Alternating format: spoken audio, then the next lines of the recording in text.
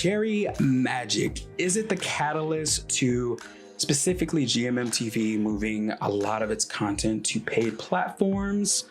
I don't know. Is it about the series? Is it about the actors? Is it about revenue? Welcome to the BL Code. Let's go.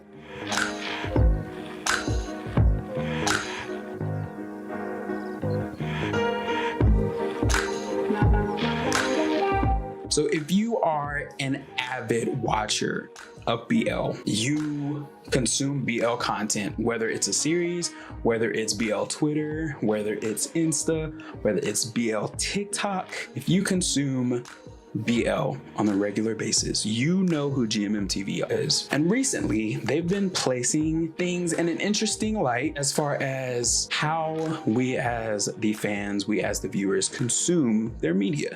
And most recently, I want to discuss Cherry Magic. It's kind of interesting with a remake. Sometimes things don't always go the way we intend them to. Sometimes there's issue with copyright, sometimes there's issue with distribution. Cherry Magic was originally supposed to air on YouTube for free, as well as view in other platforms that are set in Thailand and other parts of Eastern Asia. But of course, majority of the fan base and majority of the viewers are going to watch on YouTube. And we were met with some crazy news. GMMTV released a statement saying that everything was going to be on View and not on YouTube because of copyright issues and because of misunderstandings between them and the company that produces the copyright for Cherry Magic in Japan. And it's pretty well known, or not, that Japan is very strict on their copyright laws. A lot of things that are produced through Japan you cannot react to if you're a reactor. You cannot reproduce on other platforms unless you have complete clearance from them. For me personally, it didn't come as a surprise. It didn't come as something that was unheard of. And the more I think about it, the more I want to prepare myself for both Love Mix-Up and Osan's Love Thailand. As you know, Gemini and Fourth are playing in Love Mix-Up. If you watch the Japanese version, it's Kita Hatsukoi, and Osan's Love goes to Earth in Mix. I'm excited to see both of them in the series, but part of me wonders that, was Cherry Magic the catalyst to this moving to paid platforms for GMMTV? We all know GMM is a very popular, if not the most popular TV station in Thailand. A lot of GMMTV's revenue does come from Boys Love, but we cannot negate the fact that GMMTV also has majority of their revenue in the music market, and their Lakhorns, which are their, for lack of better terms, heterosexual series, do produce a lot of traction and make a lot of money for the company. But there's a specific culture around Boys Love that is unmatched to anything else that GMMTV can produce. You can pull so much out of a Boys Love series, and I feel that most of the revenue that either the actors or the company gets comes from their sponsorships that are basically pushed into the fandoms, and we consume it like it's nothing. I'm guilty of it, definitely. I have a lot of merch. You have to wonder, why does a company need to move a lot of their content to paid platforms rather than keep it on YouTube? I mean, you're making money on YouTube, right? Well, there's a lot of pros and cons to moving content to paid platforms. I will say, from someone who was a business admin major in college, that was one of my majors. From a business standpoint, it does make a lot of sense, especially when you're trying to globalize your brand. GMMTV is a household name within the BL community. You ask anyone on the street, random, if they know who GMMTV is though, probably won't know unless you live in Thailand or any of the neighboring countries. So what's the best way to get your name out there? To globalize.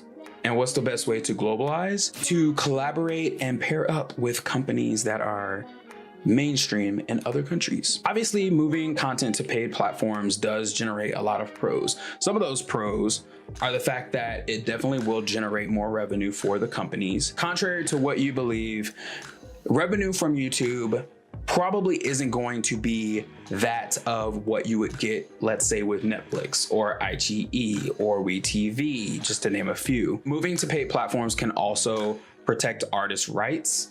A lot of times with just having your content on YouTube, there is a lot of gray area with what content can be shown and what content is fair use.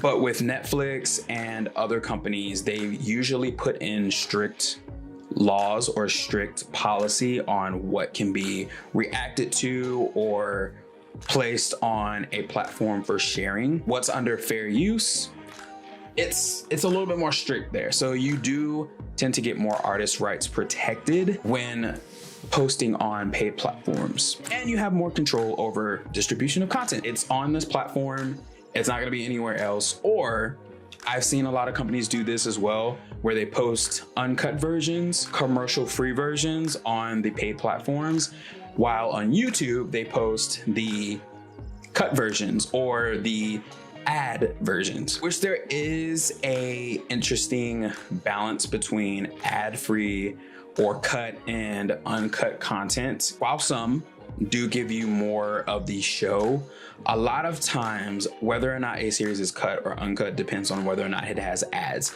And for me personally, I would rather have no ads and be able to watch the series all the way through instead of watching in 4 to 5 parts, depending on the series. We already talked about some of the pros of GMMTV moving their content over to pay platforms, being increased revenue, increased intellectual property, especially for the directors, producers, and the writers, and it's safeguarding their content, their creativity. But we also need to talk about audience insights. Paid platforms produce insights that YouTube can't. People paying for your content. I'm a firm believer in everyone getting paid for what they're worth. And I feel with YouTube, there's a lot of gray area with that. You basically get the lump sum of the video and it's divvied out. Whereas moving over to paid platforms, there's a lot more even distribution when it comes to who gets paid what and how.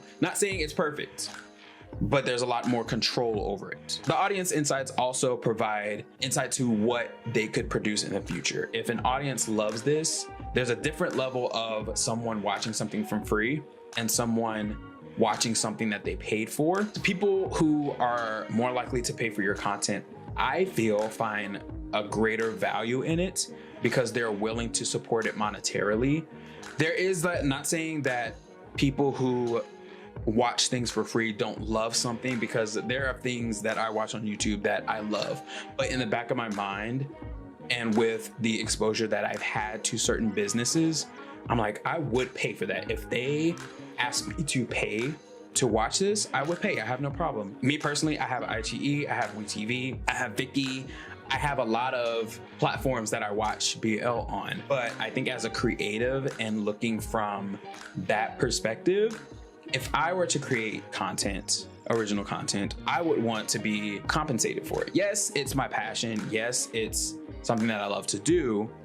But after a while, when you want to make that thing your livelihood, there does unfortunately have to be some type of revenue, some type of get out of it. These people are doing their passion and they're putting it on the screen, and it does cost money. Just like it costs money for me to make videos, it costs money in time for them to make videos as well. You're expecting a return, and it's kind of hard when the platform that you are posting your content on does not necessarily give you the same amount of blood, sweat, and tears that you put into it. Come on, BTS. Blood, sweat, and tears that you put into it back in the same manner.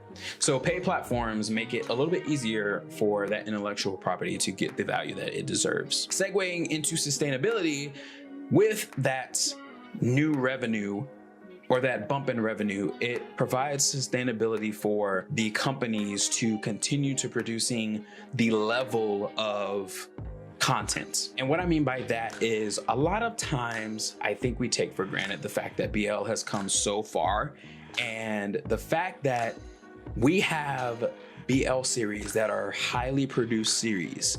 There's no longer filming them on an iPhone 2 or with, you know, the camera that you found in the garage that your grandpa left a couple centuries ago. Now we get highly produced series that take time to make and take time to put together. The plot may not always be there, but at least the production is. And I'm thankful for that, being someone who's watched BL since 2010, 2011, and where we've come now. If you go and look back and look at Lovesick and come back here now and look at, let's say, My School President, or most recently Last Twilight, and the production leap that has taken, it might blow your mind. It just might blow your mind. We've talked about most of the good things about moving your content to paid platforms and how GMMTV is moving in that aspect. But there definitely are some cons, one of them being accessibility. I think that's the biggest thing about moving to platforms, and why that aspect is so important to fans, because not everyone has the financial state to pay for a lot of these platforms, and a lot of these platforms have high prices. In the grand scheme, if you think of like per month, for instance, iQIYI has a $8.99 and a $11.99 option. That is kind of like, you know, a coffee, like go to your nearest like barista that you're sacrificing maybe a month, like one coffee, or one time eating out, or going to, you know, a restaurant and getting fast food. That's like one of those. But not everybody has that luxury. Not everybody has the luxury of even going to get fast food. And it's like that $11.99 or that $8.99 might be like, I want to watch these, but I don't want to have to pay every month. And unfortunately, that is a con that you have to take on when going into a paid platform. And you kind of have to think about the fans a little bit more when you do these things. There is a thing called freemium, where it's a concept of having a free version and having a paid version, and just giving the paid version more perks, or the freemium version less perks, which we kind of touched on it earlier with having an uncut and cut version, posting one on YouTube, posting one on a paid platform, giving fans either that convenience or giving them more perks or more scenes that they can see in the uncut version. And then that will in turn entice those who are on the fence about it. Maybe I need to spend this $8.99. Maybe I need to spend this $9. It might be worth it, especially if the platform has a lot, an abundance of content, which iQIYI, Vicky, there's Gaga Ooh La La, shout out, have a lot of content, especially in the LGBTQIA plus category. The flip side of that is the fan backlash. A lot of fans think that the industry is very much money gouging, which it is. We're not gonna sit here and not point that out. A lot of times the industry is just trying to get your money. We see it a lot in ships and promotions and the competitions, where how much can this fan spend, and you get these perks if you spend this much money on the artist, stuff like that. We're not gonna sit here and not say that you know, doesn't exist. I think that listening to fans and kind of coming up with different options will help alleviate that some. You're gonna get fan backlash either way, because you are moving over to making thousands, millions pay for something that they didn't pay for originally. And I think what GMMTV is going to do is slowly move over into that realm. We saw it, correct me if I'm wrong, but I think we saw this the first time with Sodas and GMMTV adding Sodas to Netflix. Unfortunately, it's gone now. Then we saw it obviously with 23.5. I can't think of anything else off the top of my head that went to Netflix, but 23.5 is now going to be shown on Netflix, where they're going to have a uncut version on Netflix and the cut version on YouTube. So they're giving a freemium version and a premium version to kind of alleviate that fan backlash of, wow, y'all are just not gonna like let us actually see it. And I think all of these are tests. All of these are mock tests to see how fans respond to certain ways that GMMT moves as far as placing things on paid platforms. That comes to my conspiracy theory about Cherry Magic and the fact that I don't think they ever intended on trying to get that copyright after the fact. Wow, copyrights do take a long time to get. They take a lot of work, they take a lot of paperwork and a lot of hands to get copyrights passed, because Cherry Magic is a huge thing in Japan and other countries. They said they would try to get it back over to YouTube, but it never happened. And Japan is strict anyway. So regardless, I felt like once it was off of YouTube, it was not coming back to YouTube. That gave them some valuable insight as to how these shows would do even if they did not have a freemium version to them, because Cherry Magic still did numbers. Cherry Magic Thailand still did numbers, even just being on view. And as a person who had to view it internationally with a VPN and signing up with an account and translating the Thai so that I didn't pay for the wrong thing, I still watched it and I still enjoyed it. And honestly, every thing that I had to do to watch it was worth it for me personally. They still did numbers. So this was a test, and this, in my eyes, I think for GMMTV was a win, because now they see that people are willing to pay for the shows when they are of value. However, it does pose reduced exposure dependency on the paid subscribers and competition. Paid subscribers is a little bit of a slippery slope because people go in and out. I know this because I have a Patreon where I upload content, extra content, and people go in and out like water. It's up and down all throughout the month. You get people who subscribe, new people. You get people who unsubscribe, but then they come back, but then sometimes they don't. But it just depends. It just depends. So dependency on subscribers does pose a little bit of a threat in the beginning stages of moving stuff to paid platforms, but you can obviously, after time, build up a big enough fan base to where the people that leave and the people that come in are ratioed. Obviously reduced exposure because of the paid platform and it not being free, so you lose the people who are only willing to watch it if it's free. And then lastly, competition. You have more competition when it comes to paid platforms because people are going to prioritize the shows and the companies that they like the most. Whereas with free, it's like, we'll get them eventually. We'll get them eventually. Whereas with paid, you might not get them at all. Because when you are putting money into something, you're going to prioritize what you actually want to see rather than watching something that kind of maybe that one looks iffy. I'm not going to watch that. I paid for this month, so I want to use it to my advantage. As a recap, we talked about whether or not Cherry Magic for GMMTV was the catalyst in them moving a bunch of their series over to paid platforms. We kind of speculated what we think GMMTV is going to do in the future and how they're going to move. We also talked about the pros and the cons of moving content to paid platforms and how that relates to the BL community and the BL industry. Let me know what you guys think in the comments. What do you guys think about GMMTV possibly moving series over to paid platforms? Are you more so on the fence about it? Are you kind of in the middle? Do you not like it at all? Are you like, hey, if I gotta pay for it, I'll pay for it to support the actors and the directors and producers and writers and the company? Let me know in the comments. And thank you guys so much for watching. Welcome to the BL Code, and I will see you in the next video. Thank you.